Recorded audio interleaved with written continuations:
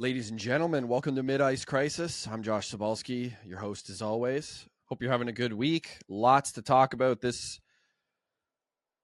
second week in November. Lots going on. Pretty excited to get into it.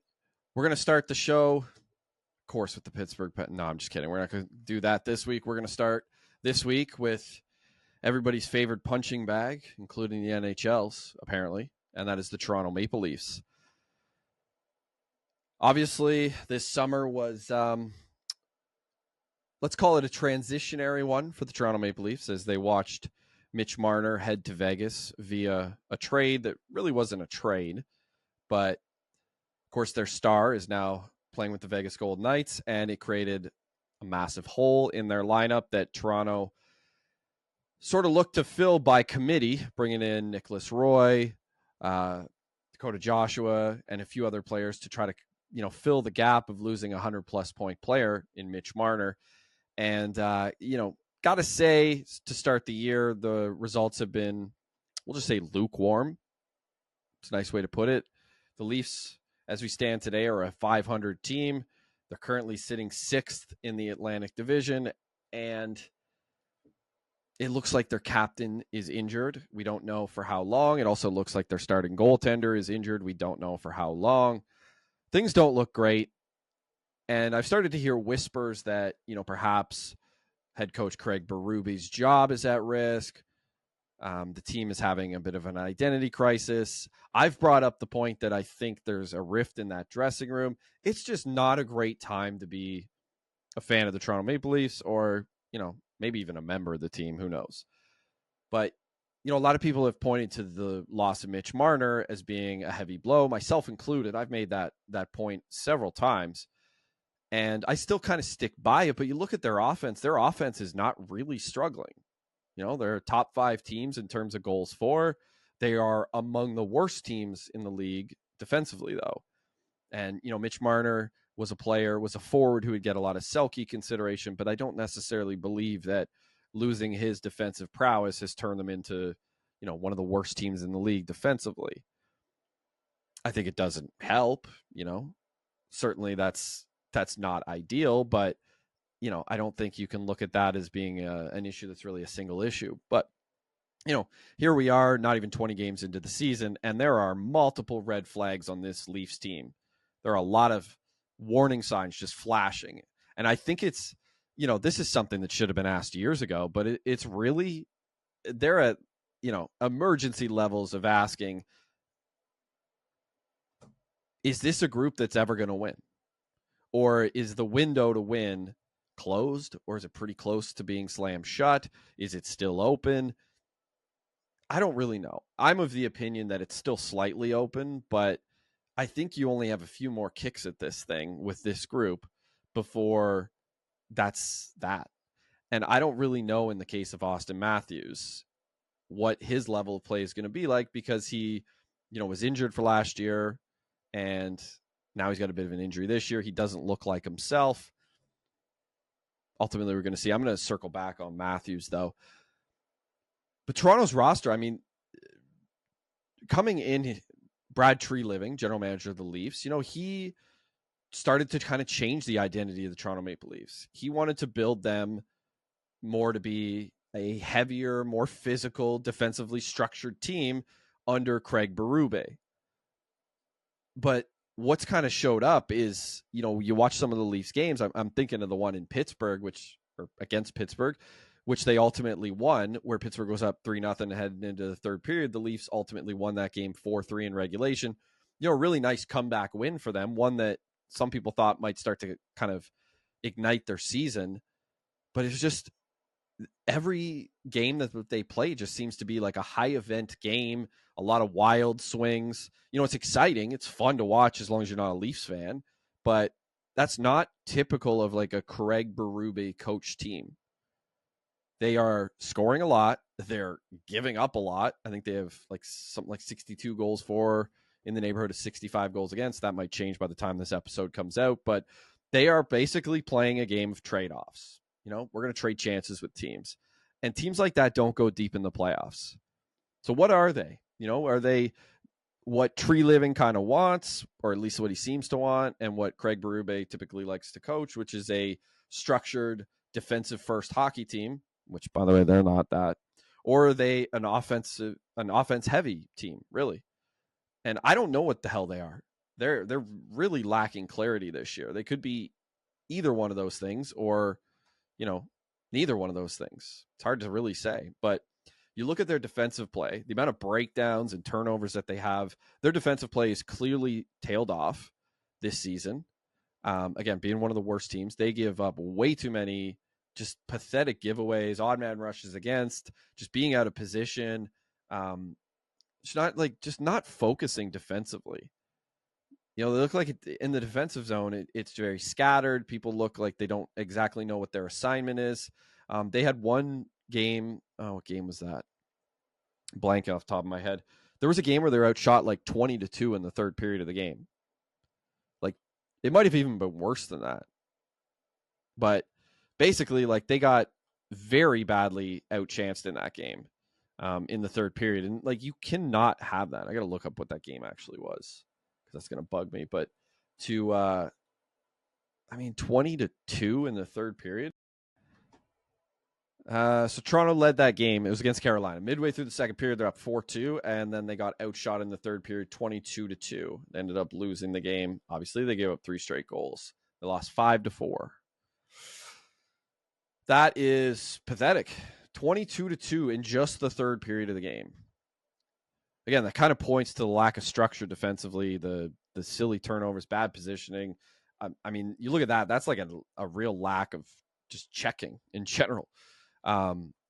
These are the tiny things that over the course of a season start to really snowball. They turn into big problems. If you can't execute in the defensive zone, how are you going to turn things around and play in transition, which the Leafs are actually pretty good at? If you're constantly pinned down in your zone, your defense doesn't step up, or your forwards don't come back to help, how do you turn it around and get into the offensive zone and sustain pressure? How do you play 5-on-5 like that? Right? If you're chasing the game, you're struggling in the defensive zone, how are you going to be successful 5-on-5? And the Leafs are not. They're among the worst teams in the league 5-on-5 in shot attempt share. Again, they can score. They've got elite forwards. They got guys that can put the puck in the net at the top of that lineup. I know Austin Matthews is struggling, but Nylander's not. Nylander's almost 2 points a game to start the year. People still shit on this guy, Nylander. I like Nylander. I think defensively, his game leaves a lot to be desired. But if you put up 2 points a game, I don't overly care all that much what you do defensively. But if you're Matthews and you're, probably, I think he might be close to a career low pace scoring. Damn, man, like, you better start playing some defense. And Matthews can. It's just kind of he picks and chooses when he will. But again, top of the lineup, pretty good. John Tavares has been red hot to start the year. He's over a point a game. Matthew Nye is over a point a game. Matthews is not. Austin Matthews is not. Morgan Riley's been able to put up points. He's almost a point a game guy. They're getting contributions. Even Nick Robertson has, he's scoring at a 45-point pace to start the year. But the guys they brought in, Michelli, not doing a whole heck of a lot. Bobby McCann looks kind of lost at times. Max Domi's done nothing. I had a video about him earlier this week. The amount of times he's turned the puck over. He's -9 on the year. Dakota Joshua's got 2 goals in 17 games. Oof. Nicholas Roy, I think, has 1 goal. Man, I know that wasn't a real trade, but I thought Nick Roy would do a lot more this year. Easton Cowan also has 1 goal, but I think he's only played like 9 or 10 games. So the bottom of the lineup, obviously a problem. And just the overall defensive work, just not getting it done for Toronto. And these small problems at the start of the year can snowball if you don't actually take care of them. And 5-on-5 play has been a big problem for Toronto. And if you go look at their power play, generally something that's been kind of a strong suit for them, it's been a bit of a mixed bag early in the season. It looks as though it's starting to get better as things go on, but when you have the talent level that Toronto puts out on the power play, you can't really hope for like a mid power play. You need it to be excellent, especially if you're not getting 5-on-5 contributions. So that's something that is certainly encouraging. But, there's, again, to the starting point, like there's a real contrast in the fact that like the offense appears to be really good and the defense just appears to be terrible. And can this really good offense outscore the defensive problems that they have? Because you are giving up really quality scoring chances against, and that is not normal for a Craig Berube coach team. Craig Berube always had this reputation. You saw it in St. Louis when he won a cup and the way he coached his teams. Like there was structure, there was accountability. But like you look at Toronto, I don't know that there's any of that structure, accountability. I would say no. Toronto just doesn't look like they've bought into what Craig Berube brought to the table, like what he does. I don't know. Like, ask yourself that. Comment below. Do you think Austin Matthews and William Nylander look bought into Craig Berube's vision for this team? So if that's Berube's system, is that system fit for your star players? I don't know. I don't know that it does. You look too at Toronto's, their goaltending, their defense. The goaltending's been kind of shaky, a bit iffy to start the year. Again, Toronto's giving up a lot of high-quality scoring chances, but it's kind of exposing their goaltending thus far. You can't really – I wouldn't really put anything at the feet of Woll with and everything that's kind of been going on with him. That's sort of a lot of off-ice stuff, so we're not really going to touch that. But, Stollart's injured obviously now, but his numbers are terrible. Start the year, his goals against is over 3.5. His save percentage is .884, I believe. He's 6-5 to start the year. I think his goals saved above average is like -5 or somewhere in that range. So he's not getting it done. Even, you use traditional metrics like goals against save percentage, those look bad. But even some of the new age stats, it doesn't look good for him. Dennis Hildeby has played 3 games. His goals against is actually worse. It's closer to 4. So, I wouldn't really count on him. Caden Primo is another one. His goals against is over 4. Those guys aren't going to get it done. Hildeby, Primo, they ain't it. If you're not going to have Woll and Stollarts is out, you're in some real trouble there. Does that goaltending strike you as the type of goaltending, even with Woll in the mix? Is that the goaltending that's going to lead you to a cup? I don't know. I don't see it. I like Stollarts. I like his game. I like the fire he showed a couple weeks ago. I enjoyed that. I still don't see it. I really don't. And that defense, Jesus Christ, that defense. Granted, there's some injuries. Here's the problem, though, when you sign old guys. I'm an old guy. I'm allowed to talk about them. You've got Oliver Ekman-Larsson, who has put up some points to start the year. I don't love everything else about his game, though, this year. Morgan Rielly, again, putting up points. I don't love a lot of other parts of his game. Jake McCabe, I like parts of his game. Tanev, dealing with some injuries and stuff like that. Christopher Tanev. But these are all older guys that were signed specifically, for the most part, Morgan Rielly aside, but they were signed to bring a bigger, more defensively minded defense core. That was kind of the purpose of it. And they just haven't gotten a whole lot of that. And I don't love their defense. If I'm being honest, I don't really care that much for it. I don't think a lot of Leafs fans care for it either. I don't know what's up with Brandon Carlo, but I thought that was a great trade last year when they got him from Boston. I was like, okay, here's a good fit, right shot guy. I don't love his game this year. Benoit too.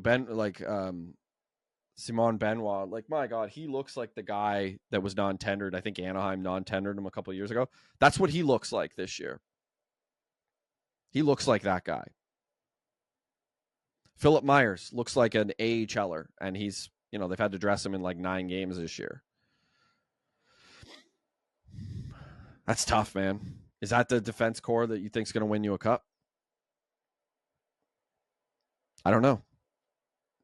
You change so many pieces of the furniture out during the summer, like just not in sheer quantity, but just in the quality of who you let go. Like you let Marner go, fine. What's the fallback? It's like when teams do this with the coach, right? Everybody wants them to fire the head coach. Fire this guy, fire that guy. Cool. Who's coming in? Who's the replacement? The replacements in Toronto for Marners have not filled in the holes yet. Do you get guys that will do that? Do you have guys that can do that? I don't think so. I don't see too many guys in the NHL that could do it, and I don't see you doing it by committee either, which is what Toronto's tried.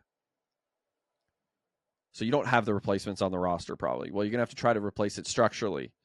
Hasn't worked with Berube. What are you going to do? Fire him? Who are you going to bring in? Who's the coach that's going to come in? You bring in John Tortorella? Come on. Who's outside of the NHL you're going to really bring in? I'd be curious. If you have some, comment below. Who's a coach that could come in and rattle the cages of some of these Maple Leafs? Because that's kind of what Berube was. Like a guy to come in, he's going to make people feel accountable. I don't think they do. It seems like a country club still in Toronto. The window is not indefinite in Toronto. This thing is not going to last forever where you have, John Tavares making $4 million playing at a high level. You might not have Matthews forever. You're not going to have Matthew Nyes forever. You're not going to have William Nylander playing at the level he's at. You need to capitalize when these guys are good. That's your window. And you look back on some of the teams that have been successful, not too many of them go pretty close to a decade with a group where they're not successful. Like in Toronto, if you consider Tavares to be part of the core and that being their window, then, really their window's been like 6-7 years. I guess they're in their 8th year if you count when Tavares has been there. But it's actually longer than that because they made the playoffs before Tavares got there. So really, this is a decade of trying to do this. Austin Matthews is 28 years old. He's been in the league a decade. William Nylander's 29. Been in the league over a decade. These guys are not new. They are what they are. They can play hockey. They can't seem to win, though, as a team. So I don't know what you do if you're Toronto. But they don't. It's crazy that they lack urgency with the spot that they're in. They can't win big games. They can't win big series. Now it seems like it's a struggle to win regular season games. There's something that is just fundamentally off with this group. And if you bring in a cup-winning coach like Berube, and they had a cup-winning coach in Mike Babcock, who feel however you want to feel about him and his whatever, like craziness that he brought, none of that's ever worked. So I don't know. Is it a mindset thing, a culture thing in Toronto? Not entirely sure. But this is a talented team on paper with some talented players that can score goals, but they have way too many of the problems that they've had for the whole time. They lack an identity. They really lack, like, what are they? What's the system? Doesn't seem to be a lot of defensive commitment or accountability, at least not throughout the lineup. They turn the puck over too much. It doesn't seem like they've bought into what the coach is selling. The defense is the goaltending's meh. Does this feel like the year that Toronto's going to break through? Does this Leafs team have what it takes? Do they have what it takes? Are they destined to win something? Or are they going to self-implode like they always have? I don't know. In the comments, let me know. What do you think? Is this a Leafs team that's going to turn the page, or is this kind of the end of the era and it's time to blow things up? I don't know, personally, either way. I'm curious to hear what people think, but this doesn't feel like a team that's one move away from having a trajectory to the Stanley Cup. There have been teams like that. The Penguins felt like that team a decade ago under Coach Mike Johnson. They brought in Mike Sullivan, completely changed the path the team was on. Does Toronto have that? I'm not so sure. I guess we're going to see. Now, speaking of the Leafs, obviously this week, they're dealing with some injuries. We don't know exactly what's going on with Austin Matthews and Stolarz. I wanted to talk about the Matthews situation because, it's an interesting play. He was hit from what appears to be behind by Boston Bruins defenseman Nikita Zadorov. I can never say the guy's fucking name. Anyways, Zadorov, who I am not a very big fan of, and I didn't really care for his response either after the game, but I'm going to play the hit, kind of give what my 2 cents are on the whole situation. But certainly, again, when it rains, it pours in Toronto. And if you're a Leaf fan, man, it's tough. Anyways, let's take a look here at the hit. So you can see 4-1 game. Boston's up. Toronto away. Solid 12 shots midway through the second period. Giving up 4 goals. You can see their defensive prowess. Second worst in the league. On full display. So let's watch the hit. As the Bruins go for a change. Matthews knocked to the ice by Zadorov. Zadorov with the puck. Here comes Matthews. Returns the favor. Good job by Matthews. Right back to his feet. Went right back at the big man. The contact that Matthews gets on the hit from Zadorov. Matthews did get up after this hit and went after Zadorov and finished his hit on him. We're trying to see if there was another shift for Matthews after this, but all right. Bounce to third and a snow cone. And as the Bruins go for a change. Man, what's with the J stuff always coming in afterwards? Just reminding me, breaking my heart again. All right, so let's go through this play. I don't love the hit, I'll be honest. We'll play it here. You can see here, I've tried to freeze it as best as I can. It's extremely blurry. Facebook video ain't what it used to be, I suppose. So there's Matthews there, bottom of the screen. You can see Zadorov coming in. He's kind of got his arm out on his right arm. You can see it right there. I really need to telestrate this with a one of those color things they have on the game. So he finishes his hit. I don't love it. I think it's kind of from behind. It's in that danger zone a few feet from the boards. He puts him down, obviously. Could have been a lot worse. Matthews doesn't hit his head and his neck and get a jam play or anything like that. He's away from the boards.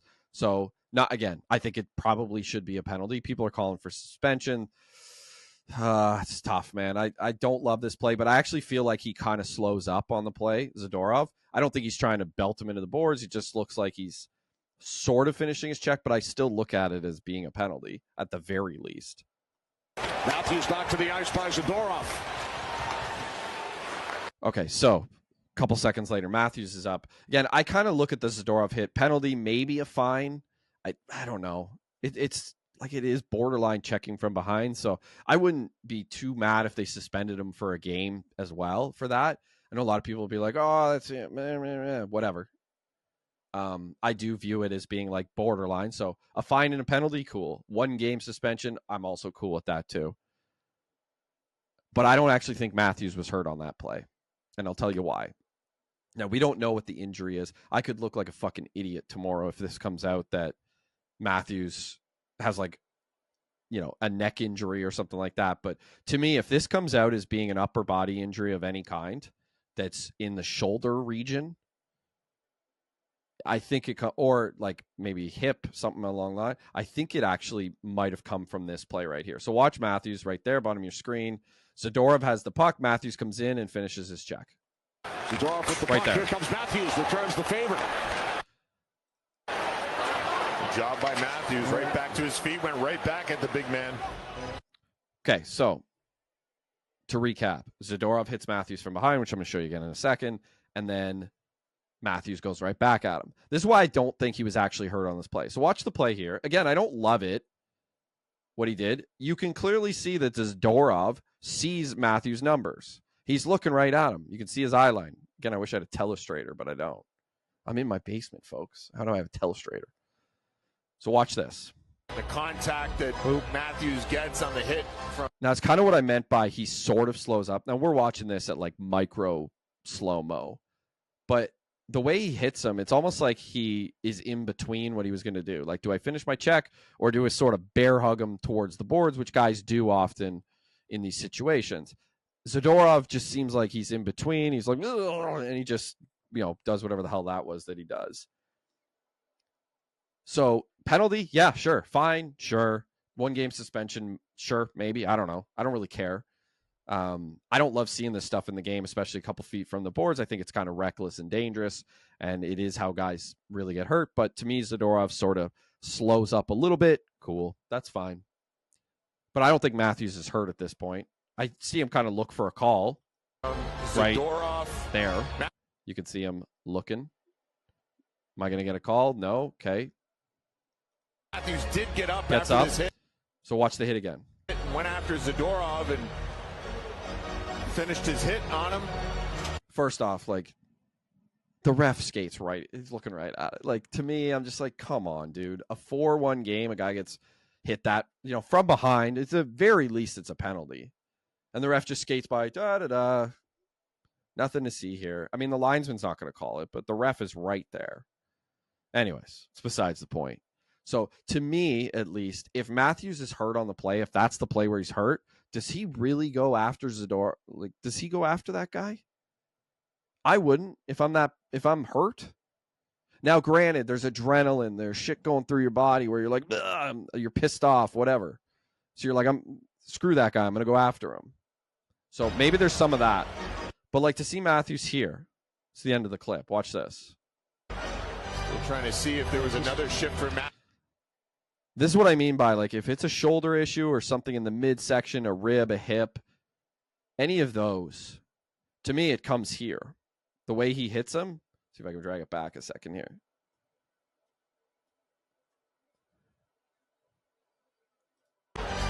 The contact. So there's the contact. You can see, too, Matthews' knee kind of goes there a little bit. Now, he's not trying to hit him knee on knee, but Zadorov turns. And Zadorov is a big man who just gives it right back to him. And Matthews is not going to win that. He's trying to push him.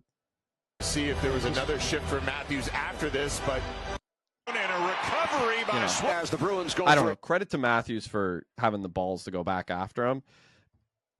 If he got injured on the play, I know people are going to be furious about that. But look, I look at it like this. This is a systemic issue with the Toronto Maple Leafs. Somebody hits your star.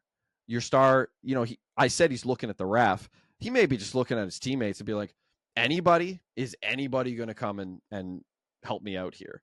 Because we've seen this in Toronto. We saw Stolarz get run over earlier in the year, and, everybody was just checking their tee times for the next day. Like, nobody's going after him.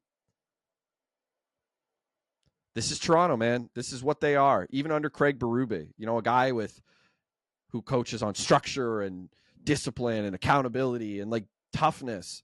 These are the Leafs, man. This is the team, country club. And some people will probably watch this and think like, just a disillusioned Leafs fan. I hate them.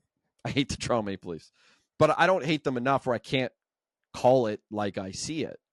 Like, when guys play well, I tell them, like, play well. I loved Phil Kessel. Even when he was in Toronto, I still loved a lot of the stuff he did.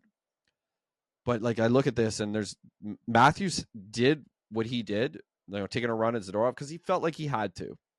That's it. And if he got hurt in the process, like, it is what it is, Sucks for them, but ultimately, that's the room. Nobody's stepping up. And there are so many bigger problems with the Toronto Maple Leafs. I haven't even gotten into, like, the real minutia, what's wrong with the structure of this team. Maybe I will here because we're already talking about it, or I'm already talking about it. But, yeah, that isn't great. Not awesome. I'm going to show you a clip here. Suarez. So Zadorov had some comments after the game. I want to show a little bit of that. Basically, I'll paraphrase it and then I'll play the clip. But essentially he's saying, like, it was just a normal play. I didn't really hit him. Hit him with my right shoulder. 99% of the hits in the NHL are with my right shoulder. I didn't know he did 99% of the hits. Kidding. He's just kind of the way he says is a little interesting. But it's like a minute-long clip here. I did want to talk a little bit about this. The audio from the reporters might not be the best, but we'll try and do our best here with this one. So, again, this is Nikita Zadorov after the game. just talking shit about the Matthews hit. So here we go. You had said that you realized why Max wanted to jump in and protect his teammates. What did you see? What did you think on the hit, your hit on that? It was just a normal play. I didn't really hit him. Like, I hit my right shoulder. 99% of my hits in NHL my right shoulder. So I thought he was gonna come up, and I'm not sure on what hit he got hurt. Either like when he ran after me again, I kind of hit him, or maybe like when I cleared the puck, I hit him with the puck. So we don't know. We're not going to speculate on that. I thought it was just the routine. I didn't really want to hit him. I want to like provide him to take middle, and I was just stood there. You know what I mean? So if you can see on the video, I hit him with my chest. So it wasn't really any intention to hurt him. All right, so a couple comments on it. First off, got to say, the chain look with the jacket open, that's a sick look, dude. It's got the, like, he looks like an Italian boxing trainer. It's a good look, man. It's a good look. I can't pull it off, but, you know, this guy's a pro hockey player. So to his comments, I hit him with my, what does it matter? You hit him with your chest. Cool. But first, you know, you hit him with your shoulder. So he kind of contradicts himself a little bit, I think, if I heard that right. He's like, oh, I hit him with my shoulder, but I hit him with my chest. Okay, I get it. You know, maybe he's just English not his first language. He kind of confuses it a little bit, whatever. I found that to be interesting, but, you know, he's very nonchalant about it. But the point that I wanted to bring up here is that he does say maybe it happened when he or he came at me or whatever afterwards. And I do believe that's probably where the injury actually stems from. Again, I don't love the hit, but I don't know necessarily that Matthews got injured off of the hit. I guess once we know more about his injury, might be able to, you know, do a bit of a injury autopsy on that one. But for now, it's hard to really say. I can't remember if there was anything else I wanted from this. Just play hard against top players a little bit. That's my job. Sorry, when that happens, do you explain that to like the team? Do you say like, no, no? I think guys get have brains. I mean, they see, you know. Obviously, there's some guys who can ask for it, you know, because their best player got hurt, and I respect that. But I mean, I can decline as well after the game when it's two goal game, 1 goal game. You know what I mean? So it depends. You gotta understand the flow of the game. You gotta understand the energy of the game. You don't want to give all the team momentum after the fight. So there's a lot of things going on for sure. Yeah, you guys only see 20%. You guys don't see the talk on the edge. You guys don't see the chirping. You guys don't see many things. So it's we're gonna keep it on. Okay, so I found this part to be interesting too. So the reporter asked him, in case the audio wasn't great, the reporter asked him there, he says, do you go to the team and explain it? And he says, no. He says, some guys out there might ask it, but you won't go explain it. If they ask it, you'll be respectful and tell them. I'm kind of paraphrasing what he said there, but that's the gist of what he said. Now, what I take from that that's kind of interesting is he says, sometimes guys will ask that. If it's a star player. Well, Austin Matthews is a star player. I guess nobody thought to ask it about their star player. I don't know. To me, like, maybe I'm reading too much into this, but I look at that and I go, okay, that's your best player if you're Toronto. And apparently, according to Zadorov in the league, you know, sometimes if you hit a star player, other players on the team and the other team might ask about it. Nobody apparently in Toronto did. Again, that's interesting, isn't it? That's your best player, Matthews. Allegedly. I don't personally think so, but on Toronto, but that's, you know, what the perception generally is that Matthews is the best player. But doesn't that say a little bit? Again, maybe I'm reading too much into it, but to me, I look at that and I go, okay, their best player gets taken out of the game on a hit that's questionable. And yeah, like, guys took little runs at Zadorov too, but like, I don't know, wouldn't you ask about that play or at least like bring it up? Again, maybe someone did and he just forgot, didn't bring it up in the thing, but I don't know. That screams to me that is not like the tightest dressing room in the world in Toronto if nobody's kind of bringing that up. And to me, if I was a player and I had a teammate that I really liked and respected and was like a big part of my team, you know, the best player, arguably, somebody wipes him out, I'm going to have a lot to say, a lot to ask. It wasn't memorable enough for Zadorov to bring it up in the post game. In fact, he goes out of his way to say sometimes it happens. Doesn't make any comment about Toronto having it happen, but I mean, shit, man. I don't know. I've said it for weeks now, but there's something in that Toronto Maple Leafs dressing room that just isn't right. And what do you do? Like, what is the move here if you're the Leafs? If this continues, you play 500 or worse hockey for the next month or two. What is the move? Do you fire Craig Berube? Again, who do you replace him with? Do you look to trade somebody? Who are you trading? Really, who are you going to trade? Probably not Nylander. Probably not Matthews. You're not trading Tavares. You going to trade Morgan Riley? Probably not. So any move you make, is it really going to move the needle all that much? I don't know. Again, I really, really don't know what... Toronto's in a bit of a mess here, but, at least for the Leafs, if things really do go sideways, they can look at to the future, the good prospect system they've got coming up, right? They got a lot of prospects on the way. No, wait, no, they don't. What about draft picks? They got a lot of picks on the way. Anybody check that out? They got any picks? If you know, you know. If you know, you know. The Leafs, they'll be picking in the first round eventually in a few years, if they don't trade it away. But 2028, they'll get a first round pick again. So next two drafts, no first rounder. Next year, they don't even have a second rounder. So if you're going to make a trade, what are you trading? What are you really trading? You're moving stuff out of your lineup. Who are you going to move? Again, Matthew Nyes, maybe. You're going to move Max Domi. You're not going to get anything for him. Matthias Michelli, Dakota Joshua, you just pick those guys up. They're not going for much. Nicholas Robertson, same. Nylander's probably not going. Tavares isn't going. I don't know what you trade that actually moves the needle here. And what are you even looking for? God, what a mess.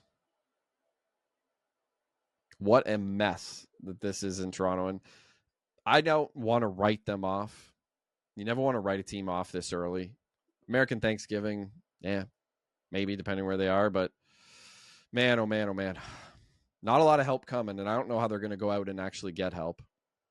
But yeah, the Leafs, it's going to be interesting to see where it goes. Comment. What do you think?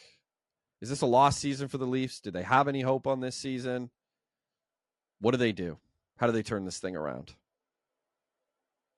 I think that's all we're going to talk about on today's episode. I want to thank our sponsor for the show, which is Cwench Hydration. Head on over to quenchhydration.ca/secondstorypod. Use our promo code. Get a 15% discount. Thanks so much for watching the show. Thanks to my producer, Corey Leckie, putting the whole thing together. And we'll see you next time with an episode of Mid-Ice Crisis. Take care.